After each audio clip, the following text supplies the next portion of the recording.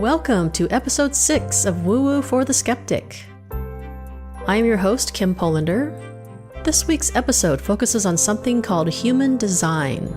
If you love personality tests, like I do, you're going to be blown away by the depth and insight you can glean from your Human Design chart. Up ahead, find out how you can best utilize your chart to discover your gifts, manifest your goals, and navigate your emotional energy.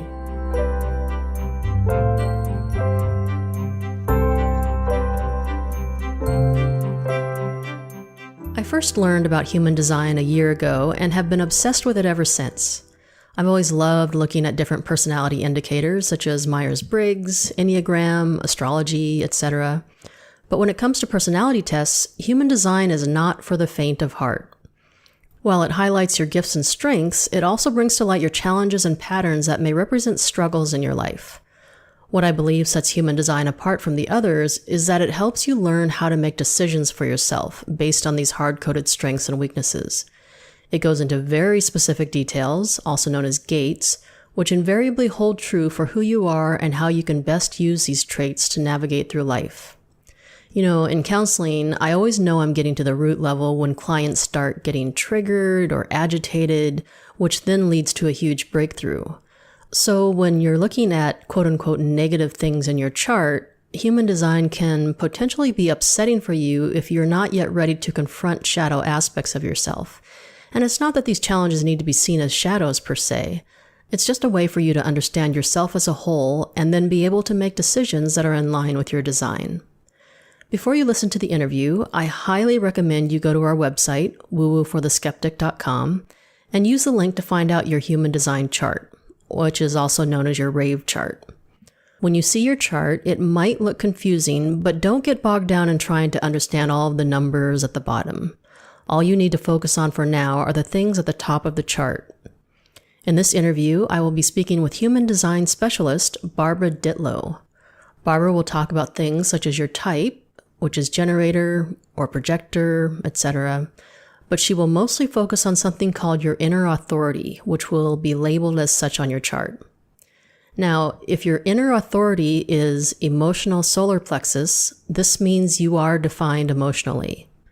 If your inner authority lists something besides emotional solar plexus, this means you are undefined emotionally.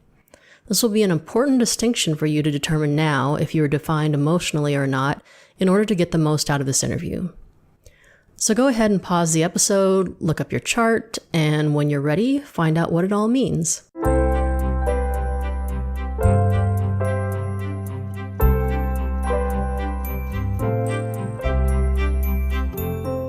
Hi everyone, I am so excited to be talking about human design with today's guest, Barbara Ditlow. Barbara is a certified human design analyst, and one of those certifications is a Rave Psychologist. She has studied energy and esoteric healing with practitioners from around the world. Her expertise includes feng shui, astrology, yoga, and intuitive healing. Passionate about the field of human design, Barbara's commitment is to guide her clients to a purposeful transformation of their lives. Barbara, thank you so much for joining me and welcome to the show. It's great to be here, Kim. Thank you for the invitation. Yeah, so let's get started. Why don't you tell listeners about just your personal background and how you were drawn to human design? If we go way back to the beginning, I'm a Northerner by birth and genetics, and my father was a research chemist and patent attorney, and my mother was a school teacher, but she was a devout Christian Scientist. So from the beginning, I was raised in a household that had polarities in terms of how they viewed the world. Whereas my father, it had to be proven, you had to see it, it had to be empirical. Whereas my mother was simply faith-based, a non-dualist, and the world as we saw it was merely an illusion.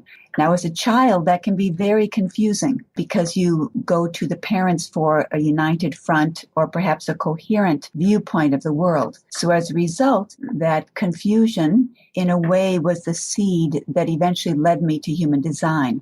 I got into yoga early in the late 70s and studied with Swami Rama and went to the Himalayan Institute in Honesdale, Pennsylvania, Simultaneously, I was working at CBS in Manhattan and began to juggle two lives, one of the business person and the other one being extremely enthusiastic and open to the explosion of new consciousness techniques that were just coming online, so to speak, in the late 70s and early 80s up until now.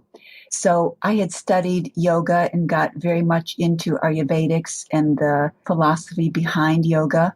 I'd read Nisargadatta and many of the non-dualist Indian saints, and yet it wasn't the full answer for me. So I got into feng shui and understood energy, how it worked, and that drew me into astrology and studied astrology for many years. But it wasn't until I got into human design where I actually could say, aha, this is it. It's a binary science, but I could, as strange as it sounds, hold a non-dualistic perspective as well as human design. So it, in a way, it stopped my search. I didn't have to look for any more gurus or any more physical person. I found what gave me my answers and literally changed my life. That is so interesting about the differences between your parents. And I would think that really seeded you with a good balance and perspectives. Yes. It did, because as a child, I never went to a doctor. Probably my first doctor experience was in my 20s, and no shots, no injections.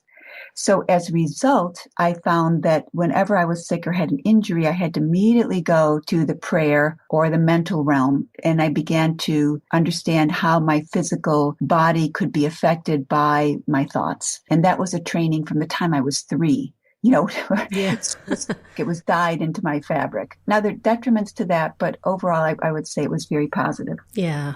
So let's go right into the human design field. Most of the people that I've talked to have not heard of it. I'm trying to spread the word, so to speak, and I use it with clients now. How is it used, or how can it be best utilized? Okay, I'm going to digress a little bit here. Sure. Because if you look at the human history of mankind, and let's go back to the Greeks and Romans, whenever the ancient Greeks and Romans were faced with a decision, they would use dream interpretation, or they'd throw the dice, or they'd look at the path of the birds. But if matters were really of utmost importance, they would go to the gods, and they would go to the oracles, where the places on the Grecian island where the gods would consult them. So the most popular oracle for the gods was at Delphi. And getting to Delphi required either a sea voyage or this really arduous trekking up this mountainside across the mountains. But as difficult as the journey was, many, many people sought guidance from the oracle, whether they were the top politicians or the lowest on the socioeconomic level. What happened is that when people would go there, they would want not future predictions, but they would want to know what the right choice was to make. And over the Oracle of Delphi was written this inscription, which is well known, and it's basically know thyself. So this is basically what the human design system makes possible. It's about self-mastery through correct decision-making. So human design basically is about making decisions as who you are designed to be. And it's only about making decisions from what we would call your true self. And it's based on a mathematical strategy. It's not intellectual theorizing. It's not psychological analysis, but it's a physical, mechanical strategy that's rooted in revealing your true nature. And there's what we call an inner authority, an inner ability to make correct decisions for you, which differs from anybody else. And so basically life is about making decisions. And so when you know how to make the correct decisions, then your life begins to pivot. And it pivots because you are making decisions as you are meant to be, not as who you have been conditioned to be. I like that, because so often society puts people in a box like everyone needs to manifest or everyone needs to do this. And more often, it's better for us if we make decisions based on our own personal needs and what best suits us. Yes. And what I have found, if I look back on my life, I'd say, what the heck was I thinking? And I have not had that experience since I entered human design. Wow. It pretty much put the brakes on my habitual patterning. Back to my father, because he was an empiricist as a research chemist, this appealed to me because it's a logical, empirical method. In other words, you test it. You don't take it on faith. And I used to do cult interventions. You'll find people, when they have logic or quote reality in front of them, they argue with it and they say, oh, this is not true. This is my act of faith. I'm going to believe what the guru said is true, despite the empirical evidence out there. Whereas human design it allows you to see in a graphic way how you are made. And so you can see where the areas in your life suffer from conditioning and where there are areas that are naturally gifts or strengths for you that you can develop over time. So oftentimes we are in situations where people say, know your weaknesses and develop them. I would say it's better to develop the strengths that you have, and then the weaknesses are not so painful because the strengths, in a way, balance those weaknesses. The weaknesses are healed in a way when your strengths come into their full purpose. I love the way you phrase that. That's so true. And what I love about human design is how empowering it can be for people, because as you said earlier, you're not looking to someone to tell you the future and how do I make this decision on what the future is, but you're instead looking within and saying, what are my strengths and what are my weaknesses and how should I navigate? Yes. And the beauty about human design is that it deals with a binary. There's always two. When you look at this body graph, you see areas that are colored in and areas that are white. The white areas are areas where your mind can take over and reinforce conditioning through decision making. When you speak to people or I speak to people, we know that their identity lies in their story. And their story are just thoughts that are interpreting or filtering life according to their conditioning. And so human design says, look, suffering doesn't arise from the situation. The situation is as it is. It's nothing either good or bad. As Shakespeare said, thinking makes it so. So it says, look, be aware if you make decisions from this aspect of your chart, it's going to reinforce, let's say, your feeling of no place to go. You don't know where you want to be. Or it could reinforce this nervousness around relationships. But it shows you exactly where you don't want to make decisions or how you don't want to make decisions. And so it frees you from the suffering of the mind, which most religions are talking about. How do you get rid of that momentum of the mind stream and all these stories that you talk to yourself about and all the conditioning that you see on TV and you should buy this and you're not this way. So human design says, stop it. You can experience it. It becomes your wisdom, but don't make decisions from the conditioned points of your life. Yeah, that's beautiful. So I know that human design can go to a very, very detailed level. For today's interview, I want to stay as high level as possible. So what types of things could we talk about? What types of things could they find out about themselves if they were to get a human design reading? Okay, great. Probably one of the major insights that a person having their reading could gain would be, are they emotionally defined or not? Now, what does this mean? I'll back up a little bit here by saying that if you go to have your astrology chart done or anything, they're going to ask you your sex, male or female. Human design never distinguishes between male and female, which is interesting. It's just your name, your birth time, your birth date, and location. That's it.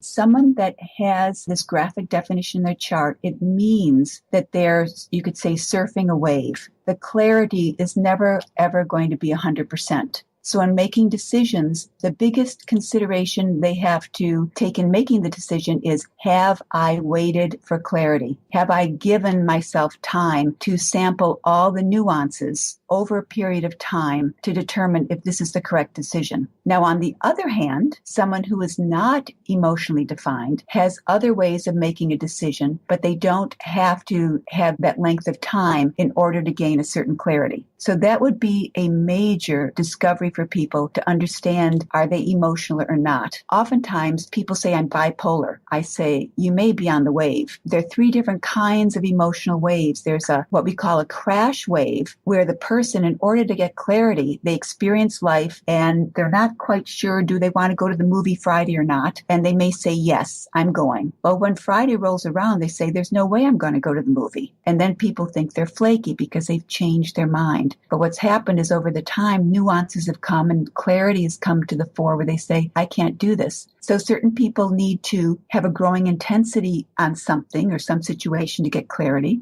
Other people, I love what they call the ratchet wave. These are people that are all about the deal in the relationship, the deal in business, and you've probably been around them where you meet them and something happens and you'll say, doesn't that bother you? And no, not a problem. I got this. And then the same thing happens. And what they're doing is it's ratcheting. Nothing really bothers them until that wave ratchets up and they hit what we call an explosive response. All of a sudden, it really bothers them.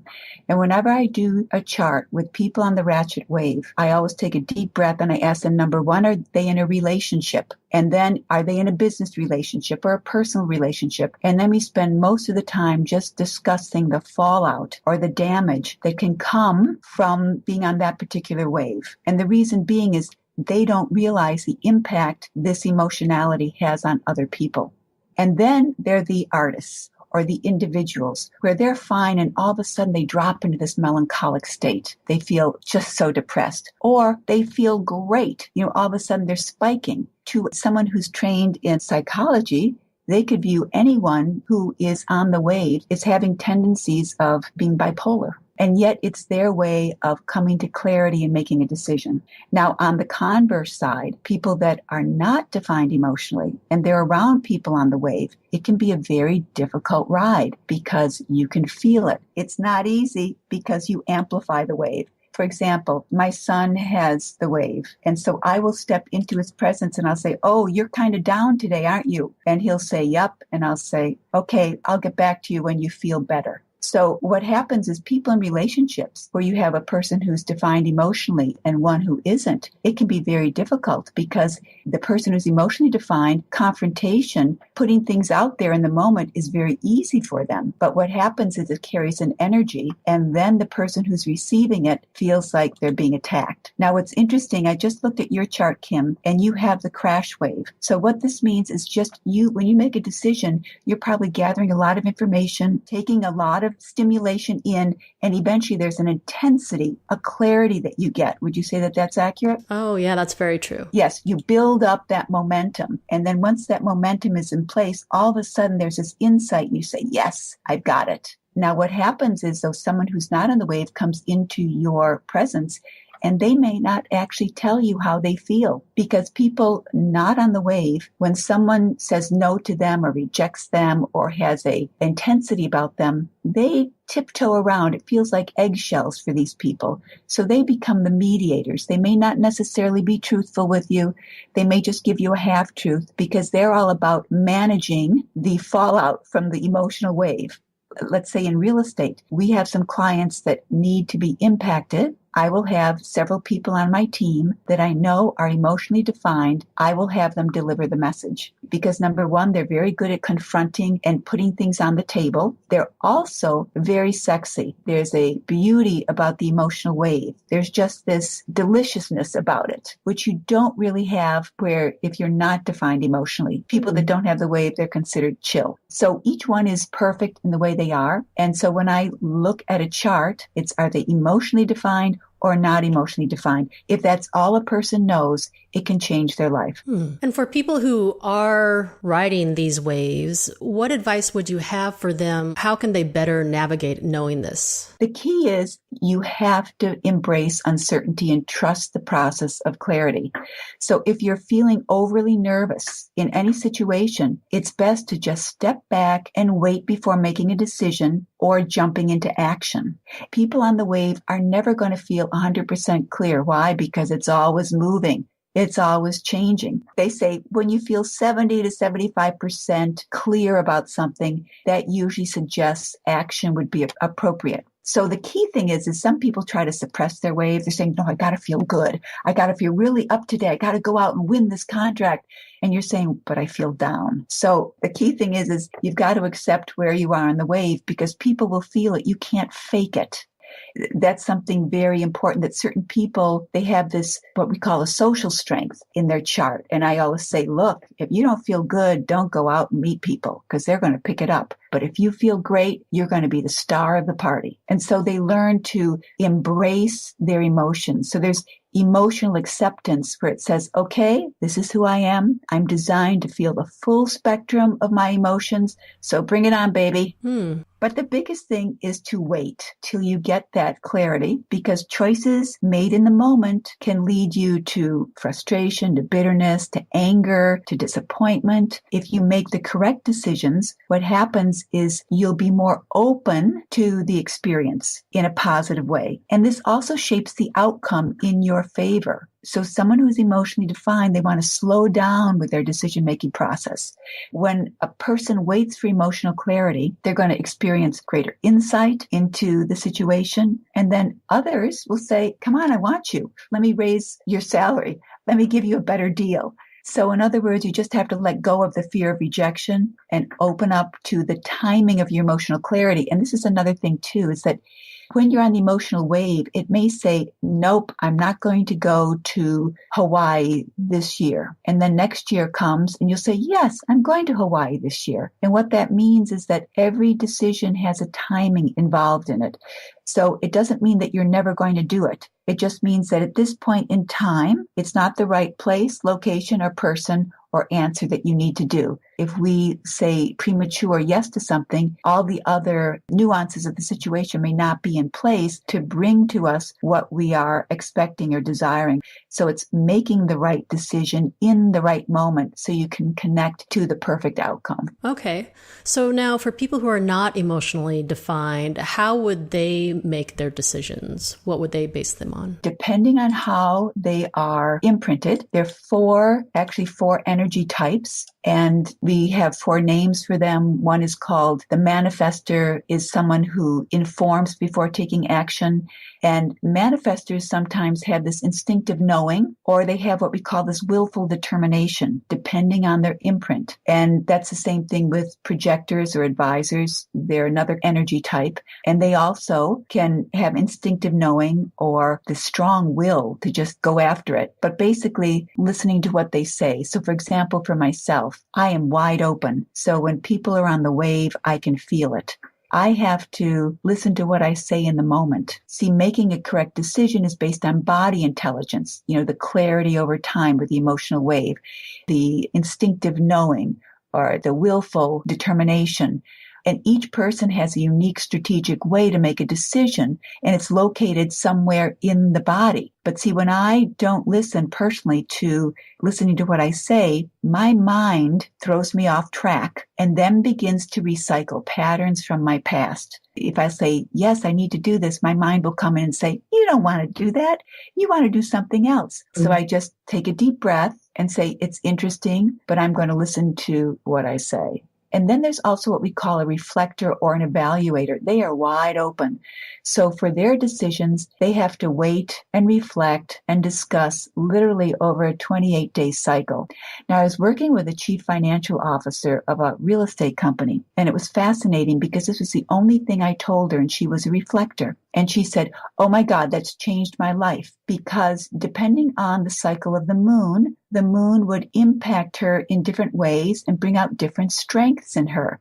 And she would make decisions based on what I call ephemeral strengths. They were there one day and would disappear the next. And yet here she had committed to a decision, maybe a course or a date or spending money. And she said as soon as she put the 28-day cycle in for issues about purchasing, being with someone, business decisions, she said her life changed. She started saving more money. She wasn't as impulsive. And basically, she felt her life was beginning to really work for her. Oh, yeah. I have a friend who recently discovered that about her design, that she should implement this 28, 29-day waiting period for any major decisions. And so she's actually following that now. Yes, that should be a dramatic change for her. And one thing that you'll notice about her, if you're in her presence, she actually acts as a reflector of the situation that she's around or the circumstances. She goes into a group setting and she's energized and happy and seems really uplifted. You know that that's the primary energy field of the group experience. If she's in there and she's feeling very down or very depressed or disturbed about something, you know that's the primary frequency of the energy field of the group experience. So they become, in a way, like the canary in the coal mine.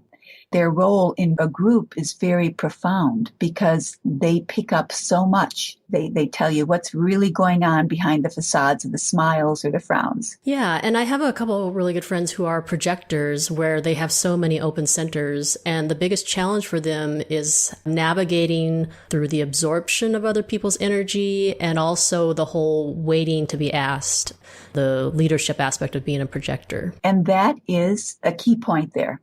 Projectors or advisors have to wait to be recognized and then receive an invitation. Now, this recognition can be from people or it can be within themselves over time. As you go into self-mastery and learn how you're made from a human design perspective, you become more adept at receiving energetic invitations and then going out and initiating what you have to do. It doesn't necessarily have to come from a person, but you have to know your design in order to know if the energetic invitation recognizes you for your strengths. So let's say a projector, say, is sitting in a party. They act almost like a lighthouse. Their energy is designed to be recognized by someone, even if it's just curiosity, for them to walk up to you and just start a conversation. And the key thing is you're being recognized for what your strength is, not what you've been conditioned to be. And projectors sometimes get so upset they want to go initiate. And it's important that they understand the way their aura is. It projects out right in the heart center of the other person. It's very focused. It's very penetrating. And projectors tend to see things that other people don't necessarily want to see or aren't ready to see. So if they come uninvited and start sharing, it's almost as though they're punching the other person's aura. And people don't like that. And I have a friend who's a projector in a lot of social groups, and she always prides herself as being the queen of unsolicited advice. And she cannot maintain long-term friendships. And I know her chart, so I had compassion for her. She said to me, Barbara, you're the only person that can take my criticism. What is your secret? And I said, because I know you're a bad projector. Yeah, the whole waiting thing has been such a challenge for these projector friends because they want to be manifestors or manifesting generators and they're so frustrated. But they have been sticking to it, the whole waiting game. And it's interesting how new opportunities or requests for leadership pop up. Yes. The other issue that's subtly tied to that is the leadership can be leadership of one-to-one. It doesn't have to be a group.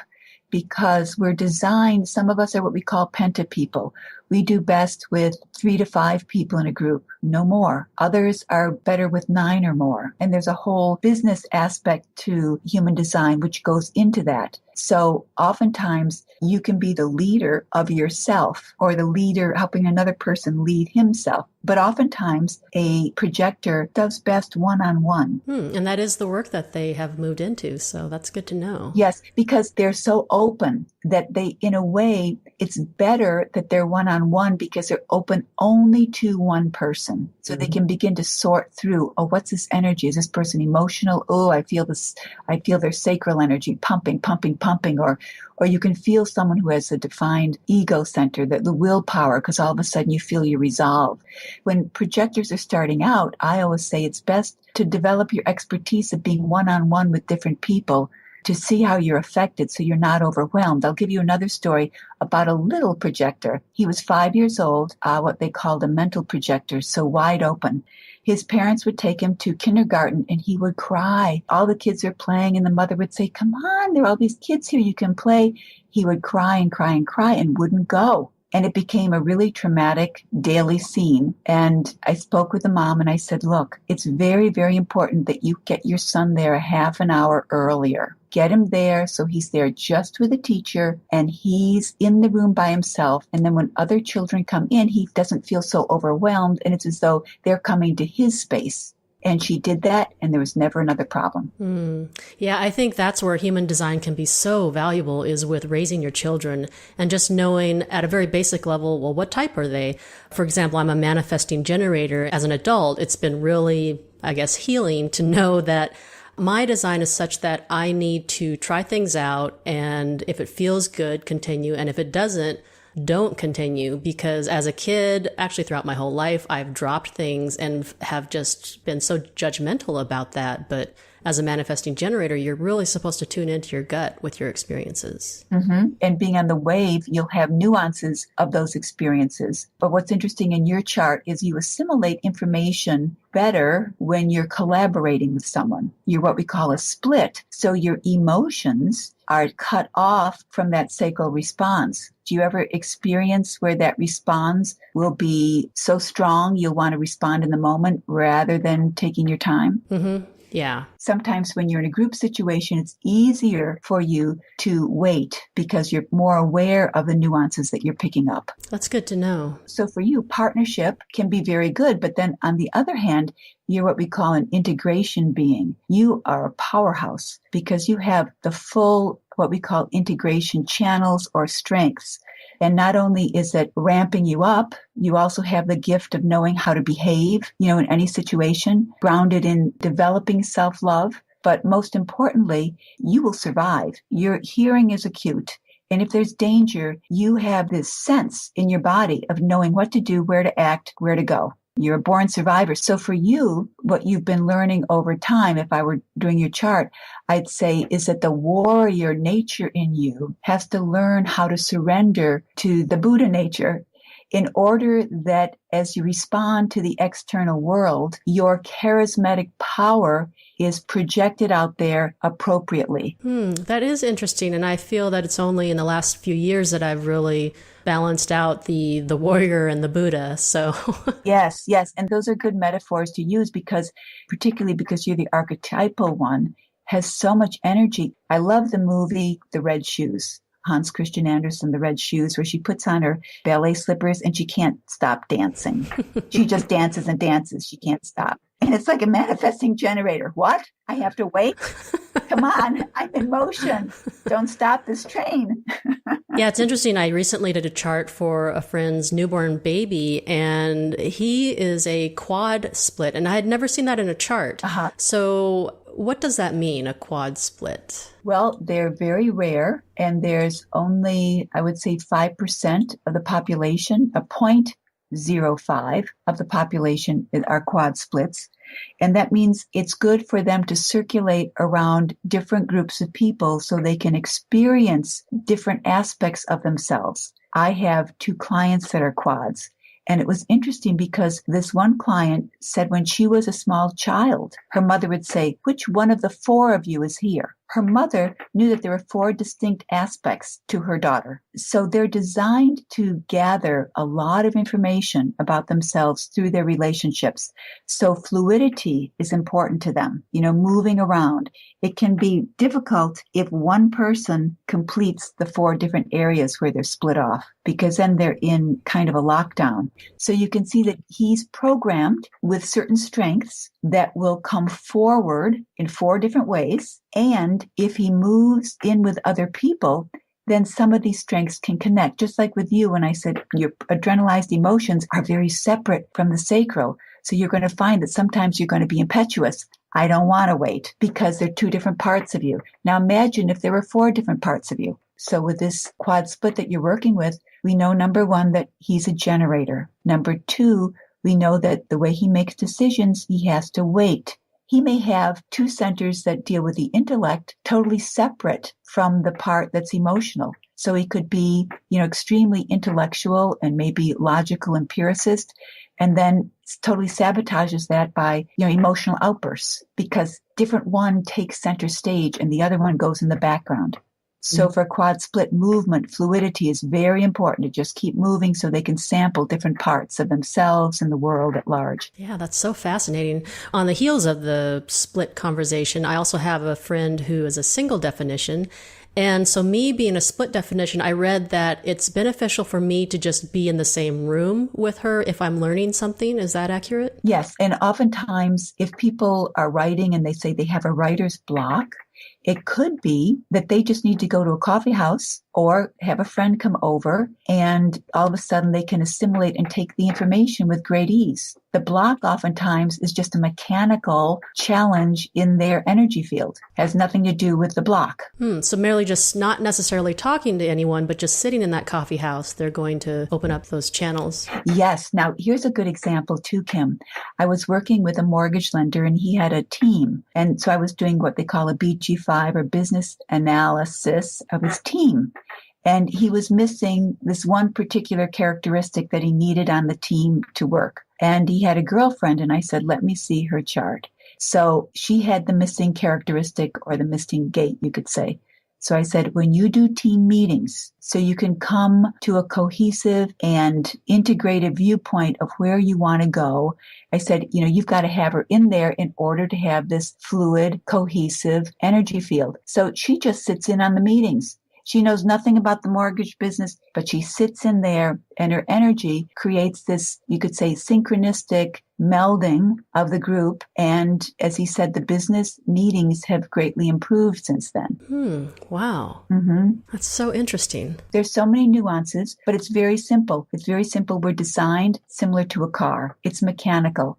And the mechanics create a certain body chemistry. So let's say, you're individually defined. And as an individual, the major challenge they have is they can be very melancholic. I guess you'd say the contemporary terms would be depressed. Let's go medicate the depression. So individuals or outsiders, they suffer from this chemistry called melancholy. That's more of a 19th century word, but melancholy is very, very important for the individual because it becomes the pulse of the muse. It becomes the source, you could say, of creative expression. So if I do a chart where someone has a lot of individual definition, we get to talk about depression, but we switch the word to melancholy, and then we talk about how important it is when they feel down, how can they express themselves?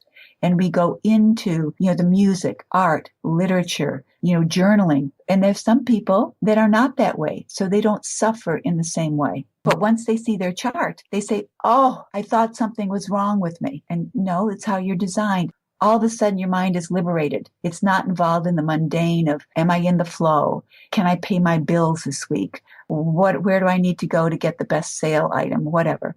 When the mind is free to that, then it can be the witness. You've heard of the witness consciousness. It becomes the observer, where they can now begin to observe in their unique way the world. So it becomes a way to elevate and inspire and create a very dynamic interaction with the world.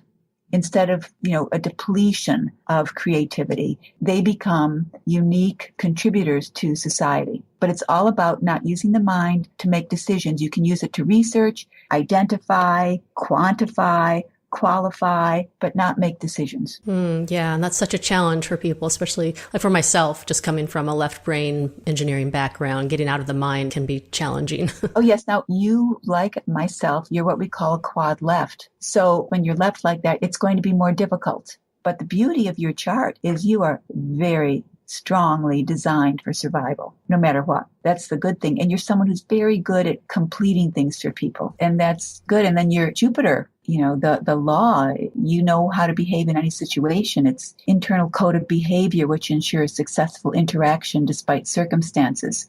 No matter what your circumstances, you're always going to sort of land on your 2 feet without offending people. Yeah, I would say that's hopefully true. Yes. I did want to ask you, one of the biggest challenges for me and for other friends who use human design with coaching and counseling is getting people to accept or at least not reject certain aspects of themselves, especially when it comes to the gates. I've been very surprised how reading about their gates has been so triggering for some people.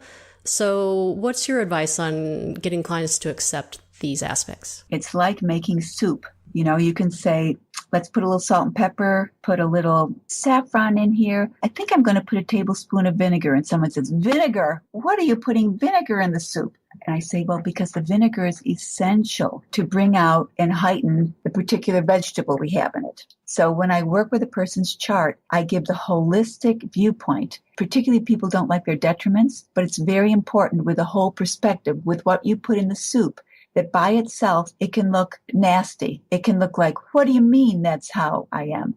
But in the whole perspective, it's something necessary to bring out the beauty of the design.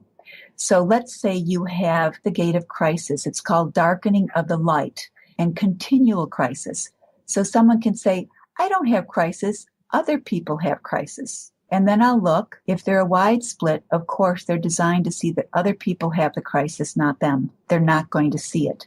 So then when I bring it up and say, okay, let's just hold that and we'll go, in a different part of the therapy session, and then use that later on to say, do you see a pattern developing here? Do you attract crisis? What's the story? So sometimes people with a 36 line 3, they actually generate the crisis. Until they become aware of what's operating, they can actually observe it. And then they become very knowledgeable and adept at handling crisis and can help others through the transition process of inexperience becoming experience. Oh, that's fascinating. So they can actually experience crisis in a different way then? Yes. Oh. See, they don't become part of the story. Mm-hmm. Depending on what kind of therapeutic modality, if someone's using the family systems model, if they're using Jungian therapy, if they're using Freudian, whatever the ideological basis of their therapy, you can always slip this in when an experience shows how the crisis is unfolding in their life. Let's go back and look at this 36 line 3. They are out there bumping into things with that line. Any third line, bumping into things, learning that way. Now, another one that's fascinating too is a gate 2, line 6. Gate 2. And that's the receptive. And the 6th line is fixation. So you tell someone, you've got fixation here. Your mind fixates on things. They'll say, no, my mind isn't fixating. So you say, okay, great, let's move on. And you make a note, and then you will find that as they move forward, they're going to fixate on something. They're not going to be able to see the whole picture. So this is chemical. This is their chemistry. It's not unusual that they'll deny what they see. You accept that. This is very mutated. This is a shamanic science, and it mutates you as you go. So just by the fact of saying that, that's going to stay inside of them and it's like the worm inside. Yeah. And slowly brings awareness to the person. Yeah, I like that. That's great advice, just kind of laying out the patterns for them. Mm-hmm. And people should notice what's the profile of the person coming to them. Anyone that has a 3rd line profile or a 1st line profile, 1-3 or a 1-4 or a 3-5 or 3-6, those are the people that are going to question anything that you say because they're on the material plane and they're going to test the foundations and they're going to say, I don't think so, honey, because this is empirical. They can go out and test it and come back and say, oh my God, I can see it. I can see it. But this is all dormant within a person. So basically, the one thing to always remember is human design. It moves in 7-year cycles. Once you have the awareness, that conditioning is still operating. It's in the genes. It's in the people you're around with. It's on the TV. It's in your culture. It's embedded in the language. So over the 7-year process, you begin to change and your cells change and you change. And then you do a second 7-year process. But the key thing is to be patient with the transformation. It will happen. I mean, I'm finishing my 14th year of human design. And so the beauty is to see how profoundly deconditioned I have experienced my life since I got into human design. And again, it's not prophesizing. It's saying this is how you make decisions. And the key thing is your chart is a way to get back to, oh, this is who I am. So it's the path back to uniqueness. And you go to any New Age workshop, they say, be yourself. You can do this, you can do that, but it may not be right for the person. Their uniqueness lies in their imprint. Yeah. We've only just touched on the basics here, and there's so much more. I love talking to you about this. I could talk to you for hours. You've really clarified a lot of things, I think, at an entry level for listeners who are maybe curious about it. And my own advice would be to get a reading, because it's so complex, to go and get a reading from someone like you who has so much training in it, and just see what evolves and learn to know how best you should make decisions. I couldn't agree with you more. What's the best way to contact you? It would be investbarb, That's investbarb@gmail.com. Okay, perfect. Well, before I let you go, I wanted to finish the interview with some fun questions to help listeners get to know you better. Okay. So the first question is, what type of car would you be and why? I'm not a car person. Maybe it'd be a bicycle. I would probably have a soulless car like a Lexus, because once I had it, I wouldn't have to pay for any repairs for at least the first 100,000 miles. I'm practical there. Oh, yeah. That's a good reason, actually. Yeah. Yeah.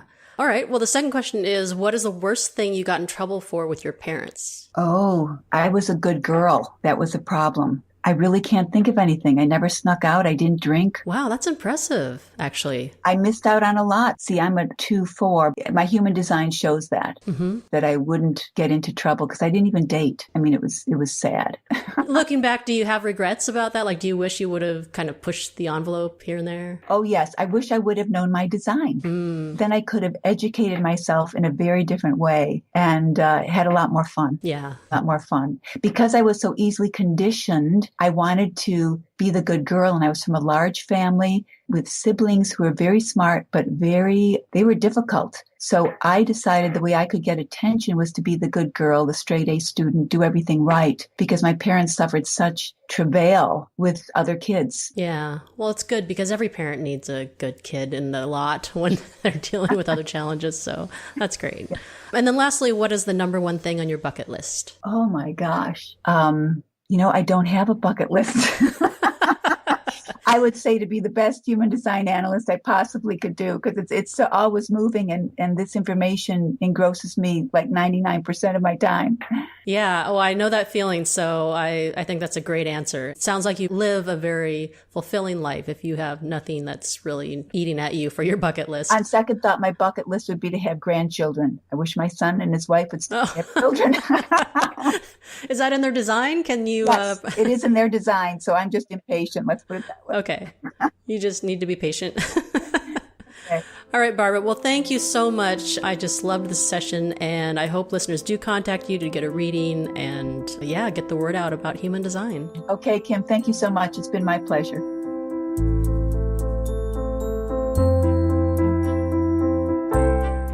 For this week's WooWoo News Corner, I found some interesting blogs about sleep recommendations based on your human design.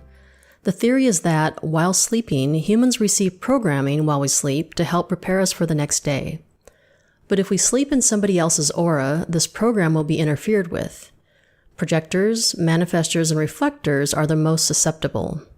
Human design states that if you're a projector or manifestor who hasn't had a good night's sleep in a long time, look at who you're sleeping with. If you share a bed with a generator or manifesting generator, then your open sacral may not be getting the rest it needs to release all of the energy you absorb during the day.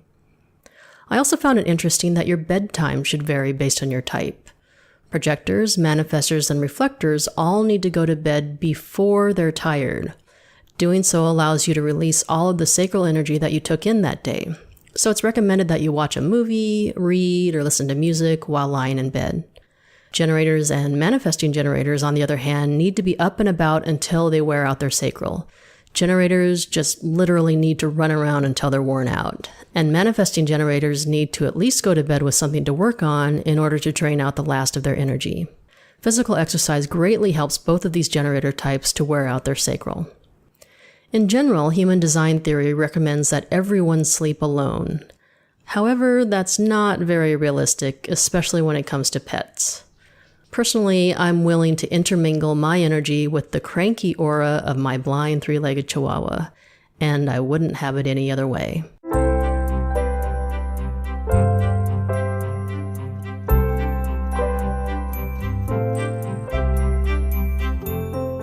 Thank you for listening to WooWoo for the Skeptic. I know you have many choices for your podcast fix, and I appreciate your interest in this show week after week. I would absolutely love to hear from you, whether it's an idea for a show or just feedback on your experiences while listening. I encourage you to email me or connect on social media. I am also offering 30% off to you for a counseling and energy healing session with me. Just mention the WooWoo discount. And now for your moment of woo.